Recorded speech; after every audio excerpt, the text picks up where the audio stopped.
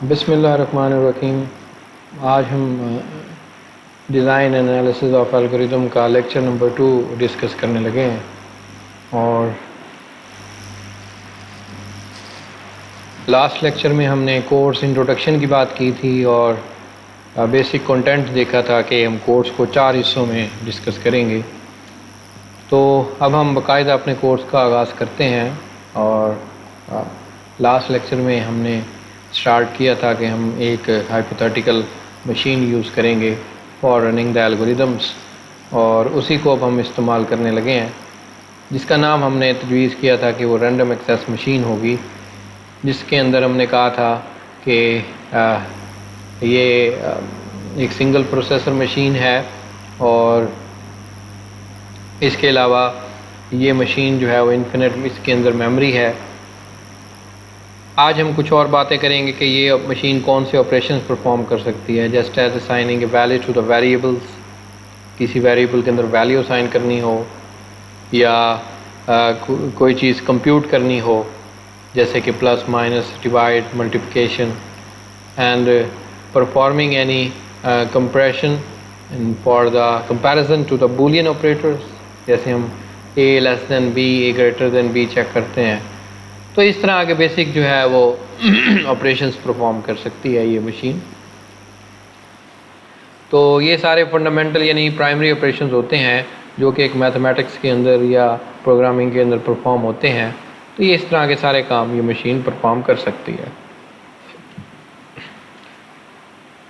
RAM model, we can assume that each basic operation take the same constant time to execute.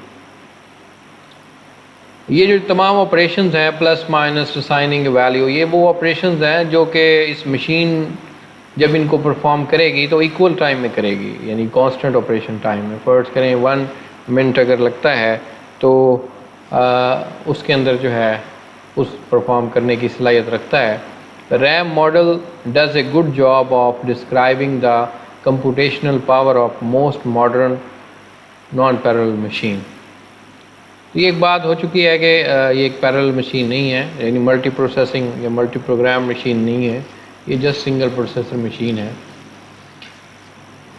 Basically आप C++ के अंदर ये operations perform करते हैं। A assignment operator Y, Z assignment operator A plus B, Z assignment operator A minus B, and Z assignment operator A multiply B, and Z assignment operator A divided by B, and then A less than equal to Y. तो इस तरह के operation आप mathematics में या C++ के programme में perform करते आए हैं। तो बेसिकली इस तरह के ऑपरेशन जो हैं वो हमारी रैम मशीन के ऊपर होंगे। यहाँ से हम एक और प्रॉब्लम स्टार्ट करने लगे हैं। 2D मैक्सिमा प्रॉब्लम है और ये एक केस स्टडी हम यहाँ से स्टार्ट करने लगे हैं। बेसिकली यहाँ हम इसको सबसे पहले एक्सप्लेन करेंगे और यही हमारा तरीक़ाकार होगा ओवरऑल बाकी प्रॉब्लम्स के लिए, कि हम एक प्रॉब्लम लेंगे, उसको हम डिटेल से स्टडी करेंगे, एनालाइज करेंगे, फिर उसमें से सॉल्यूशन निकालने की कोशिश करेंगे, और वो सॉल्यूशन जब निकल जाएगा तो फिर हम उसका एक एल्गोरिदम डिज़ाइन करेंगे और फिर उसका आखिर में एनालिसिस करेंगे। तो ये हमारा बुनियादी काम हर प्रॉब्लम के साथ यही होगा। तो हम यहाँ से अब एक अपने कोर्स का बाकायदा आगाज़ कर रहे हैं फर्स्ट प्रॉब्लम से। ये प्रॉब्लम है 2D मैक्सिमा। तो इसके बारे में मैं स्टार्टिंगली आपको कुछ बता देता हूँ कि फ़र्ज़ करें कि हम कोई कार ख़रीदना चाहते हैं और हम चाहते हैं कि कार फास्ट होनी चाहिए, हमारा पहला जो पैरामीटर है। दूसरा पैरामीटर है कि चीपेस्ट होनी चाहिए, यानी हम ऐसी कार ख़रीदना चाहते हैं जो हमारी नज़र में फास्ट भी हो और चीपेस्ट भी हो। लेकिन कुछ बातें हैं कि फ़ास्ट कार जो होती हैं हमें पता है कि वो ज़्यादा से ज़्यादा एक्सपेंसिव होती हैं। हम तो कह रहे हैं कि चीपेस्ट कार होनी चाहिए, लेकिन अगर आप ज़रा सोच रहे हैं इसके बारे में तो आप अंदाज़ा करेंगे कि जो फास्ट कार होगी, जितनी ज़्यादा फास्ट आप करते जाएंगे वो एक्सपेंसिव होती चली जाएगी। And you want the cheapest. You can not decide the which is more important, speed और प्राइस। ये दोनों पैरामीटर ऐसे हैं जिसमें डिसाइड करना आपके लिए काफ़ी मुश्किल होगा। या तो आप स्पीड को इम्पोर्टेंस देंगे या आप प्राइस को इम्पोर्टेंस देंगे। स्पीड अगर आप ज़्यादा करेंगे तो प्राइस भी बढ़ेगी, लेकिन ये दोनों ऐसी चीज़ें हैं जो कि डिसाइड करना काफ़ी मुश्किल जो है वो हो जाता है। तो ये सारी चीज़ें जो है वो हमने देखनी है। Definitely do not want a car if there is another that is the both faster and cheaper, यानी कोई ऐसी कार आपको नज़र नहीं आएगी जो कि फास्ट भी हो और चीपेस्ट भी हो। We can say the fast cheap car dominate the slow. हम कहना ये चाह रहे हैं कि ये जो फास्ट और चीप कार होगी यकीनन ये स्लो होगी, यानी स्लो से डोमिनेट होगी, यानी जो स्लो कार्स हैं वो इन दोनों यानी फीचर्स वाली इन चीपेस्ट एंड फास्ट कार को डोमिनेट करेंगी। Expensive car relate to your selection criteria. The given a collection of car, we want to list to cars that are not dominated by others. तो अब हमारे पास एक list of car होगी, तो हम उसमें से ऐसी चूज़ करना चाहेंगे जो कि बाकी किसी कार से डोमिनेट ना हो। ये डोमिनेट का वर्ड हम बार बार इस कोर्स में यूज़ करेंगे। डोमिनेट का मतलब आप इसको बढ़तरी कह लें कि वो कार जो हम चूज़ करेंगे वो बाकी तमाम कारों से ज़्यादा यानी बढ़तर होगी, अच्छी होगी, वो दूसरों से डोमिनेट नहीं होगी। Here is a we might to the model as this the former problem। अब हम इस प्रॉब्लम को मैथमेटिकल प्रॉब्लम बनाने की कोशिश करेंगे और फिर इसका सोल्यूशन फाइंड करेंगे। तो यहाँ पे आप देखें कि हमारे पास फर्ज करें एक पॉइंट है P is a two dimensional space given by its integer coordinates P। तो ये P जो है वो एक पॉइंट है, इसके दो कोऑर्डिनेट्स हैं और वो दो कोऑर्डिनेट्स x और y हैं। तो हम इसको कहेंगे P dot X and P dot Y. तो ये हमारे पॉइंट्स जो बनेंगे वो इन दोनों को मिला के बनेंगे, यानी उसके x कोऑर्डिनेट को और y कोऑर्डिनेट को मिला के बनेंगे। A point P is set to be the dominated by point Q if the P dot x less than equal to Q dot x and P dot y is less than equal to Q dot y। वो points जो कि दूसरे किसी point से dominate अगर होंगे तो उसकी कंडीशन है कि P dot x जो है is less than equal to Q dot x। इसी तरह P dot y is less than equal to Q dot y। तो ऐसे तमाम पॉइंट्स जो हैं वो Q से डोमिनेट होंगे क्योंकि वो Q से नीचे की तरफ जो है वो मूव कर जाते हैं। Given a set of points P1, P2 and up to the Pn, ये एक सेट है जिसको हम टू स्पेस पॉइंट कह रहे हैं। टू स्पेस का मतलब यहाँ पे उसका एक x कोऑर्डिनेट है और उसका एक y कोऑर्डिनेट है। यहाँ पे if it is the not dominated by other point, तो वो हमारे मैक्सिमल स्पेस में, यानी ऐसे पॉइंट्स जो कि बाकी किसी भी पॉइंट से डोमिनेट नहीं हो रहे, उन सेट को हम 2D स्पेस कहेंगे या 2D स्पेस मैक्सिमल पॉइंट कहेंगे। ये हमारी डिस्क्रिप्शन है। Car selection problem can be model by this way and that, यहाँ पे हम दो वेरिएबल्स ले रहे हैं x और y। x हम स्पीड यानी कार की स्पीड को हम x से डिनोट कर रहे हैं और y is the negation of the price.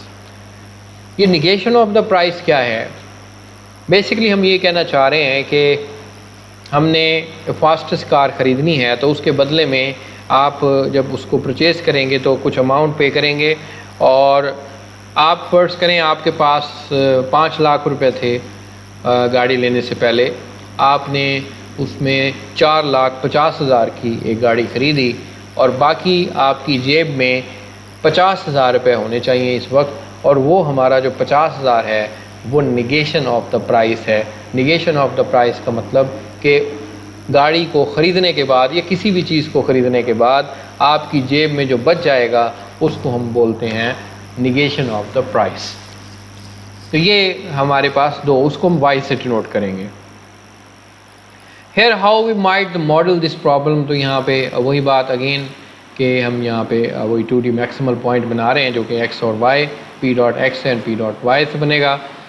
तो उसके बाद हमारे पास given a set of points की मैंने बात की। Output of set of maximal point p capital P, यानी इन पॉइंट्स की जो आउटपुट हम आगे बनाएंगे वो कैपिटल P के अंदर जो है उन पॉइंट्स को लिखेंगे। Those points p of I such as p of I is not dominated by another point of p। ये जो p of I है, p sub of I, ये वो पॉइंट्स होंगे जो कि p के किसी और पॉइंट से डोमिनेट नहीं हो रहे होंगे। ये अब ग्राफ हमने फाइनल बना दिया है। इसमें एक ग्राफ है आपके सामने, इसमें आपके सामने x है और ये y कोऑर्डिनेट है, और ये जो आपको सेट्स नज़र आ रहे हैं ये x है और ये y है। ये कार की प्राइस है और ये है निगेशन ऑफ द प्राइस। इस केस में आप फ़र्ज़ करें कार की प्राइस जो है वो 5 है और निगेशन ऑफ द प्राइस 1 है, यानी 5 कार की प्राइस है और बच आपके पास 1 जाता है। इसी तरह ये एक है, इसमें बिल्कुल बैलेंस फिगर है कि जितनी प्राइस मतलब है और उतने पैसे आपके बच रहे हैं। यहाँ पे 2 5 और यहाँ पे अब आप देखें कि सारे पॉइंट्स को मैंने यहाँ पे एग्जांपल के थ्रू लिस्ट कर दिया है। तो जहाँ जहाँ ये पॉइंट्स कोऑर्डिनेट्स बन रहे थे उनको मैंने यहाँ पे डॉट्स ये भी डॉट्स हैं। ये भी मैं आपको बताता हूँ कि ये जो ग्राफ है ये कैसे बना है। पॉइंट्स ये जब सारे आप लिस्ट कर देंगे तो फिर आपने करना कुछ ये है कि 4 पॉइंट्स आपको नज़र आ रहे हैं, 1 2 3 4, ये चारों पॉइंट्स जो हैं वो ये मैक्सिमल स्पेस के अंदर आते हैं। उसकी वजह ये है, आप ये देखें कि ये चारों हैं, इनमें मैक्सिमम जो है वो आपको कार की मतलब स्पीड मिल रही है, या मतलब कार की स्पीड है, और maximum negation of the price मिल रहा है। यानी हम यही चाहेंगे कि कार भी फास्ट होनी चाहिए सबसे ज़्यादा, और हमारी जेब में जो पैसे हैं वो भी ज़्यादा बच जाने चाहिए, यानी निगेशन ऑफ प्राइस भी इंक्रीज़ होनी चाहिए। तो उस केस में हमारे पास, इस केस में आप देखें कि 7,13, ये 7 जो है वो हमारा स्पीड है कार की और ये निगेशन ऑफ प्राइस है। ये देखें कि हमने यानी सबसे पहले ये x पॉइंट के हवाले से हमने जो सबसे हाईएस्ट पॉइंट थे वो हमने कलेक्ट कर लिए हैं। तो यहाँ पे 7 है आ गया, यहाँ पे 12 है, यहाँ पे 14 है और यहाँ पे 15 है। इसी तरह निगेशन ऑफ प्राइस में भी हमने चारों पॉइंट्स हाई जो निकाले हैं, 13, 12, 10 और 7। यहाँ पे अब आप देखें कि सबसे जो हाईएस्ट पॉइंट हैं वो हमने यहाँ पे मार्क कर दिए, जो कि x के हवाले से भी हैं और y के हवाले से भी हैं, उनको हमने मार्क कर दिया है। और बाकी ये जो उनको रेड कलर का यहाँ पे शो किया है, और इस ग्राफ को इस तरह मैंने जोड़ के दिखाया है। अब ये जो 4 मैक्सिमल पॉइंट्स हैं, बाकी इन तमाम पॉइंट से ये डोमिनेट नहीं होते, मतलब ये उनसे बढ़तर हैं। किस हवाले से बढ़तर हैं अभी मैंने आपको बताया है कि स्पीड के हवाले से भी और निगेशन ऑफ प्राइस के हवाले से भी। हम यही चाहेंगे गाड़ी की स्पीड भी अच्छी होनी चाहिए और दूसरा निगेशन ऑफ प्राइस भी हमारे पास ज़्यादा होनी चाहिए। निगेशन ऑफ प्राइस मैं बता चुका हूँ कि वो प्राइस जो गाड़ी को ख़रीदने के बाद मेरी जेब में बच जाएगा अमाउंट, वो निगेशन ऑफ प्राइस है, और वो भी मैक्सिमाइज़ हो। जितने मेरे पैसे ज़्यादा बचेंगे यानी वो चीपेस्ट गाड़ी में लेके आऊँगा, और इसी तरह स्पीड जो है मैं पहले बता चुका हूँ। तो ये सारी चीज़ें जो है वो इस ग्राफ के अंदर शो हो रही हैं। तो ये आपको समझ आ गया होगा कि अभी हम इस प्रॉब्लम को आगे भी लेके चलेंगे, इसका सोल्यूशन भी बनाएंगे। तो यहाँ पे आप देखें कि हमारे पास ये 4 पॉइंट्स ऐसे हमें मिले इस ग्राफ में जो कि इन तमाम पॉइंट से डोमिनेट नहीं हो रहे, मतलब ये चारों पॉइंट डोमिनेट कर रहे हैं इन तमाम पॉइंट्स को। तो इसलिए ये सारी बात कि our description of the problem is fairly the mathematical level, we have intentionally not discuss how to points are represented। हमने ये बात नहीं की कि पॉइंट्स कैसे बनेंगे, हमने एक जस्ट आपको ग्राफ बना के दिखाया है कि उस ग्राफ के अंदर वो x कोऑर्डिनेट और y कोऑर्डिनेट्स को मिला के हमने प्रॉब्लम बनाई, और हमने इसमें कोई ज़्यादा टेक्निकल बात भी नहीं कही, कोई प्रोग्रामिंग और दूसरे सॉफ्टवेयर के इश्यूज़ वगैरह की बात भी नहीं की। तो आप देखें कि जेनेरिकली हम मैथमेटिकल बेस्ड के ऊपर ये प्रॉब्लम सॉल्व कर रहे हैं। And thank you very much. अगले लेक्चर में मुलाकात होगी। शुक्रिया।